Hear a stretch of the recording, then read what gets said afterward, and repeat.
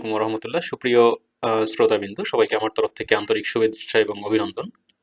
তো আজকে আমরা মূলত হচ্ছে ফার্মাসিউটিক্যাল কোয়ালিটি কন্ট্রোল ল্যাবে যে 10টি কোশ্চেন খুবই গুরুত্বপূর্ণ এবং এটা বিভিন্ন ভাইভাতে প্রায়শই ধরে থাকে। তো সেইগুলো নিয়ে আজকে আমরা আলোচনা করব। তো শুরুতেই হচ্ছে প্রথম কোশ্চেন, সেটা হচ্ছে quality control in pharmaceutical.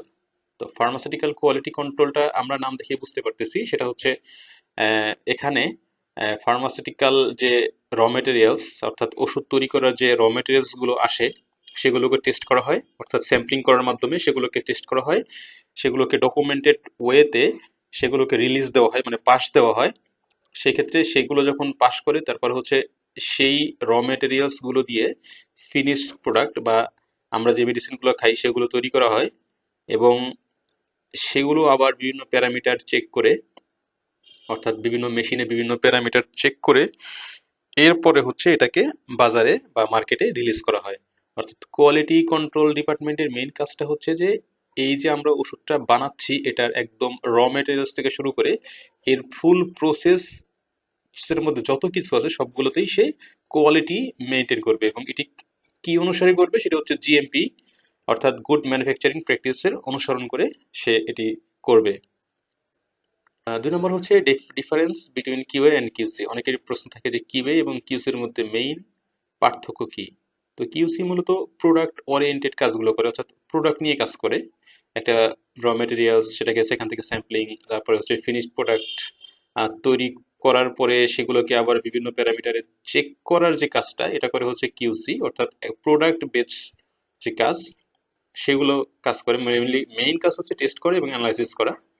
R Q এর কাজ হচ্ছে মূলত হচ্ছে একদম প্রসেসকে, মানে ফুল প্রসেসকে, শুধুমাত্র কিউসি না, প্রোডাকশন, ইঞ্জিনিয়ারিং, তারপর হচ্ছে কিউএ, সব সেক্টরগুলোর মানে প্রসেসকে তারা হচ্ছে এনশিওর করে, অর্থাৎ কোয়ালিটিকে তারা অ্যাসিওর করে। সেটা হচ্ছে what is OOS and how it handle. OOS হচ্ছে আউট অফ স্পেসিফিকেশন, অর্থাৎ কোনো একটা টেস্ট রেজাল্ট যদি আমাদের যে প্রিডিফাইন্ড একটা অ্যাকসেপ্টেন্স ক্রাইটেরিয়া আছে সেটার বাইরে চলে যায়, সেগুলোকে বলা হচ্ছে ওওএস বা আউট অফ স্পেসিফিকেশন।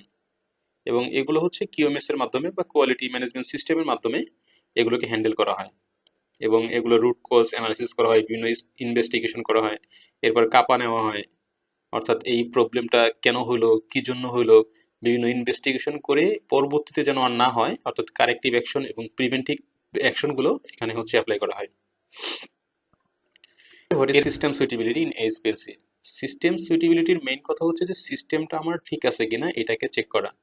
অর্থাৎ আমরা যখন একটা অ্যানালিসিস করি সেই অ্যানালিসিসের মধ্যে আমাদের যে প্রোডাক্টটার কোয়ালিটি ঠিক আছে কিনা তার আগে আমাদের চেক করে নিতে হয় যে ওই সিস্টেমটা ঠিক আছে কিনা।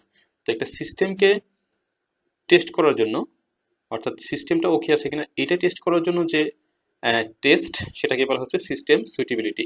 অর্থাৎ যেমন এইচপিএলসিতে আপনি যখন একটা এসএ বা ডিজো চালাবেন তখন আপনার এটাকে বিভিন্ন প্যারামিটারে দেখতে হয়, যেমন এটার হচ্ছে টেলিং ফ্যাক্টর, থিওরিটিক্যাল প্লেটস, এটা হচ্ছে পার্সেন্ট আরএসডি, কত স্ট্যান্ডার্ডগুলো ঠিক মতো আসছে কিনা, ব্র্যাকেটিং স্ট্যান্ডার্ড ঠিক মতো আহ, মানে এই নির্দিষ্ট স্পেসিফিকেশনের মধ্যে আছে কিনা, সবগুলো বিষয় এখানে দেখতে হয়।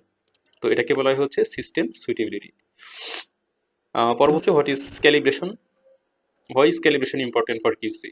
এই ক্যালিব্রেশনটা খুব গুরুত্বপূর্ণ, কারণ হচ্ছে একটা মেশিন আসলে ঠিকমতো কাজ করতেছে কিনা এই বিষয়টা আসলে ক্যালিব্রেশনের মাধ্যমেই প্রমাণ করা যায় এবং বিভিন্ন রেগুলেটরি অথরিটি দ্বারা হচ্ছে এটাকে বাধ্যতামূলক করে দিয়েছে। কারণ একটা মেশিন যদি ঠিক না দেয় বা ঠিক না থাকে তাহলে কিন্তু আপনি প্রোডাক্টটা টেস্ট করে আপনি আহ, সেটা ঠিক আছে কিনা সেটা ডিক্লেয়ার করা খুব কঠিন, কারণ মেশিনে যদি সমস্যা হয় তাহলে একটা ভুল প্রোডাক্টের রেজাল্ট সে সঠিক দেখাতে পারে।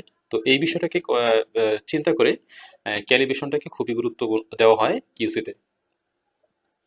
হচ্ছে মেথড ভ্যালিডেশন। মেথড ভ্যালিডেশন হচ্ছে যে কোন একটা মেথডকে আমরা যখন বিভিন্ন অ্যানালাইসিস করি বা বিভিন্ন টেস্ট করি, সেই টেস্টের জন্য একটা মেথড সবসময় একই রকম অ্যাকিউরেসি, সবসময় প্রিসিশন, লিনিয়ারিটি এবং রোবাস্টনেস বা বিভিন্ন প্যারামিটারে টেস্ট করা হয়, যাতে আমাদের এই মেথডটাকে আমরা হচ্ছে ডিক্লেয়ার করতে পারি একটা ভ্যালিড মেথড হিসাবে, যাতে এই মেথডের টেস্ট করলে আমরা এটা শিওর হব যে আমাদের অবশ্যই প্রোডাক্টের কোনো ইস্যু আছে বা অন্য কোনো ইস্যু আছে, আমাদের মেথডটা অবশ্যই ভালোভাবে কাজ করতেছে।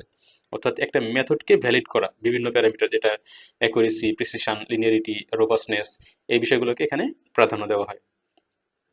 এরপর what is stability testing? Stability testing মূলত হচ্ছে যে কোনো একটা ফিনিশড প্রোডাক্ট বা কোনো একটা মেডিসিন বা ওষুধকে আমরা হচ্ছে বিভিন্ন টেম্পারেচার এবং হিউমিডিটি আমরা হচ্ছে আমরা ম্যানুয়ালি তৈরি করি। অর্থাৎ স্টেবিলিটি চেম্বারগুলোর মধ্যে আমরা একটা নির্দিষ্ট টেম্পারেচার এবং হিউমিডিটি আমরা তৈরি করি। এটা হচ্ছে ইন্টারন্যাশনালি বিভিন্ন লোকেশন ওয়াইজ আলাদা আলাদা টেম্পারেচার এবং হিউমিডিটি থাকে, এবং এটি হচ্ছে আইসিএইচ গাইডলাইন অনুসারে করা হয়।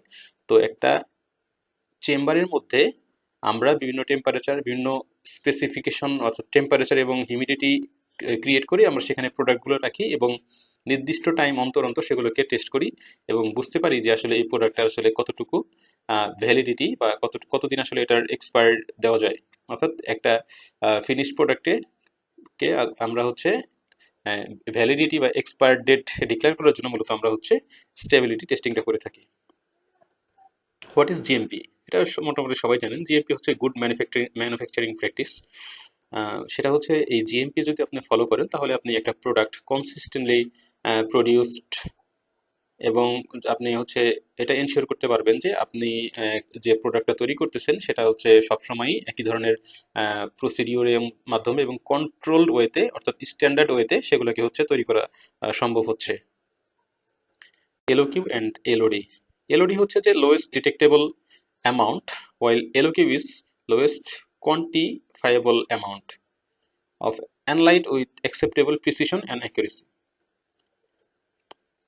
এরপর হচ্ছে 10 number question, deviation in QC. Deviation হচ্ছে কোনো একটা সিস্টেম যদি আমাদের কোনো একটা অ্যাপ্রুভ প্রসিডিওর বা কোনো একটা আমাদের স্পেসিফিকেশন যদি এটার বাইরে চলে যায়, অর্থাৎ আমাদের যেমন একটা এসওপিতে বলা আছে হচ্ছে এই কাজটা এভাবে করতে হবে, আপনি যদি কোনো কারণে সেটার মানে ব্যত্যয় করেন বা সেটা যদি ডেভিয়েট করেন, সেখানে হচ্ছে ডেভিয়েশন। সাপোজ হচ্ছে একটা মেশিন হচ্ছে এসওপিতে বলা আছে হচ্ছে আপনি 5 মিনিট হচ্ছে রান টাইম করবেন বা 5 মিনিট হচ্ছে ওয়াশ দিবেন, কিন্তু আপনি সেখানে 10 মিনিট দিয়ে ফেলছেন।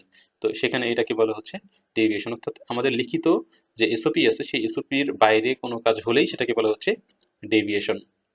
এবং এই ডেভিশনগুলো হচ্ছে বিভিন্ন ইনভেস্টিগেশন, তারপরে হচ্ছে কাপা বা এরপরে হচ্ছে বিভিন্ন হচ্ছে কিউএমএস প্যারামিটারের সাহায্যে এগুলোকে কন্ট্রোল করা হয়। তো এই ছিল আজকের ভিডিও। আমরা সামনে ইনশাল্লাহ পরবর্তী ভিডিওটাতে আপনাদেরকে আরও বিস্তারিত তথ্য দেব। তো সবাইকে অশেষ